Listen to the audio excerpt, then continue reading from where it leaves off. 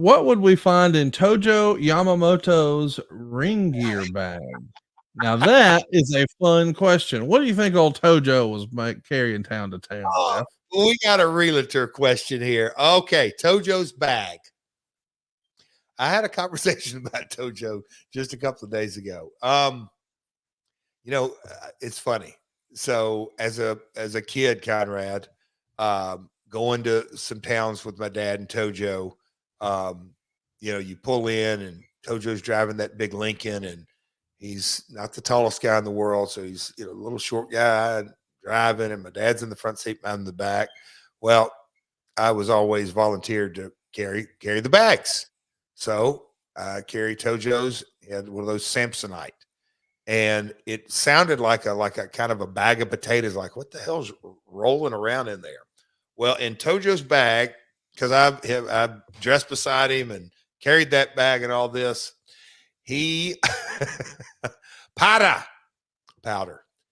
He would carry powder, baby powder. And that's the way you pronounced it, Pada. Powder. Come here. I got powder. Yeah, I could just hear his voice saying that. Powder.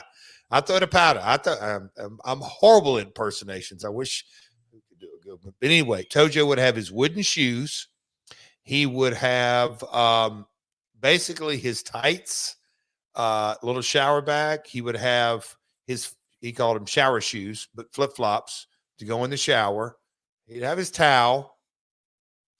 I'll just say Tojo's wrestling bag was lean, to say the least. Not a lot in it. And yeah, he was a very clean person, and come back and get his shower, and let's just say he was a long showered dude. Tojo, yeah, but he always had powder, because he used it as matches. He would get his salt most of the time from go get me salt, and he'd have the little packets and throw salt and maybe powder in folks' eyes. So that's about what you would find.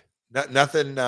It obviously he carried cash, and he would hide that all kinds of places in the dressing room. Not always in his bag either. Sometimes. What was protocol on that? I know once upon a time, guys would get nervous when they would go to the ring because there'd be people in the locker room that were unsavory characters, and a lot of these guys would wear Rolex and they would carry cash. This is before everybody had debit cards and credit cards. I mean, certainly credit cards existed, but you used to have to keep cash on you, and you would sell gimmicks, and you needed to make change, and the promoter would pay you in cash, et cetera, et cetera. What was the protocol way back when in the territory days? Did you have like a battle buddy who would watch your bag while you were gone, or what's the process? So, good question, Conrad. I got a little OCD in me, right? A little. So I was never a watch guy, right? So when I would come into the arena and set up, now it depends on what era you're talking about. So in the territory days, all my money would be at the picture table with my picture seller, so it wouldn't be in the dressing room. I made a point that I didn't want to like my, I'm saying I think I had a license and a credit card and not much, but it was always with at the picture table that where my other money was. And at the picture table, we always kept security guards or a policeman or whatever out there.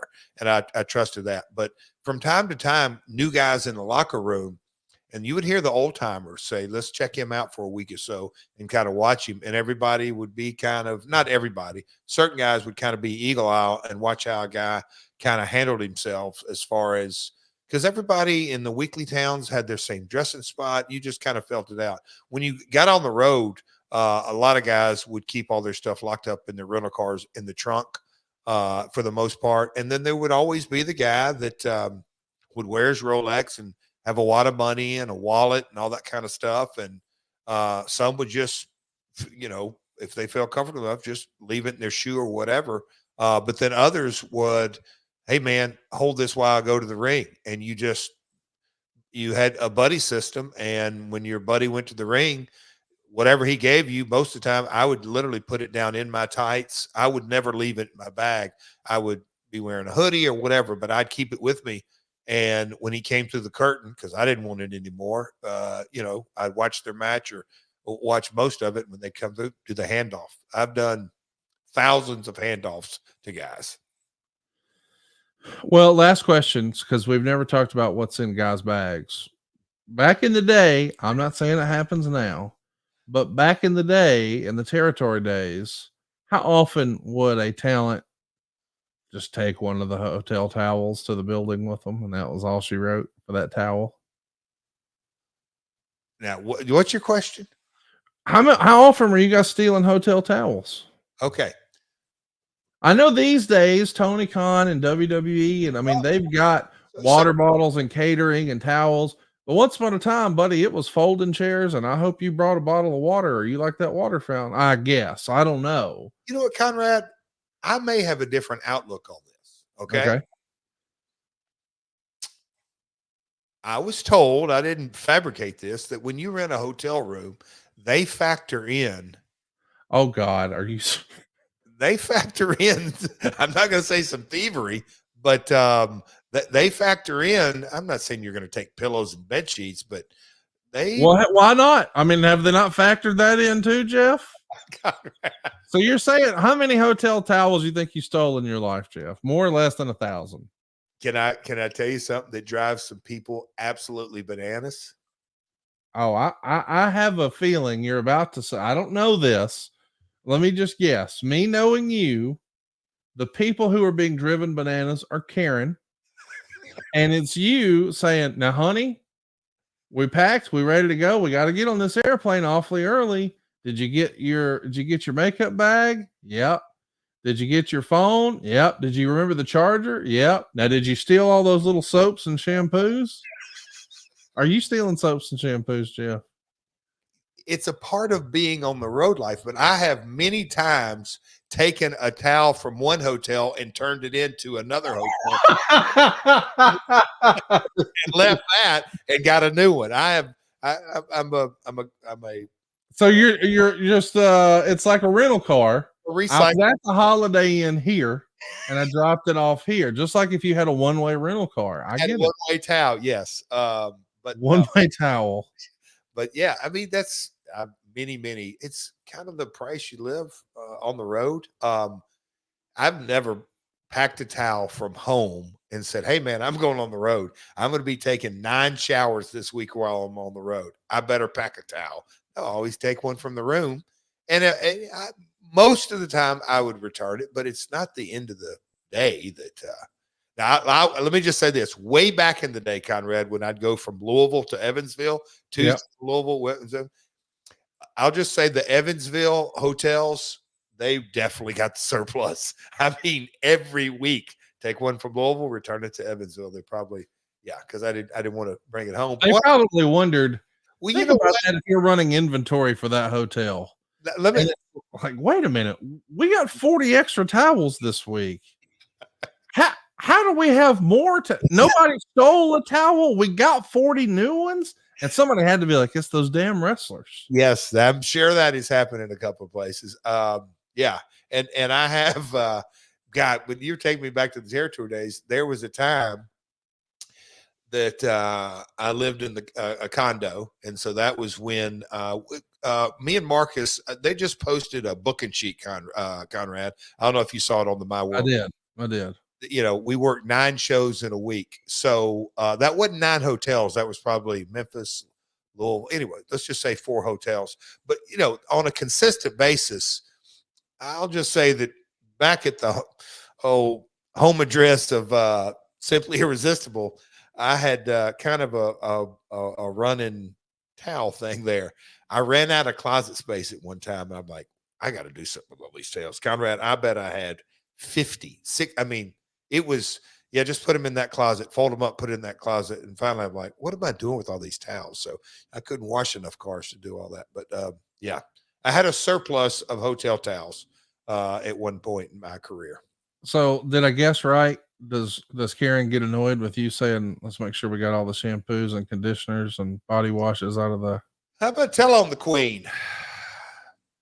Well, no, I mean, you said some people get annoyed. You didn't say what you did. I just guessed. No, she kind of gets aggravated on my OCD, especially, and I'll leave a room with I'll make up a bed, which drives her nuts. I leave the bathroom, all the towels in one. Wait, you make up the hotel bed before you leave?